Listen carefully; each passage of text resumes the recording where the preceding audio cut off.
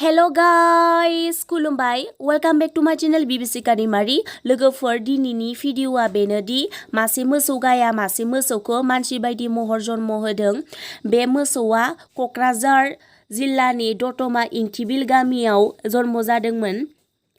मानसिनि महर खावसे आरो मोसौनि महर खावसे जोबोर सोमोनांथावना खर' आथिं मोसौनि नाथाय बिखुं उदै बिनि गासैबो मानसिनि महरजों जोबोर सोमोनांथावना आरोना।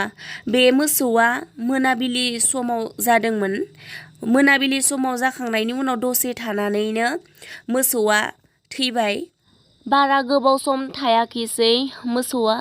भिडिअखौ नायनानै मोजां मोनोब्ला लाइक शेयार साबस्क्राइब खालामना हो। दिनैनि भिडिअआ बेखिनियानो। थाबैनो लोगो मोनफिनगोन। बाय बाय।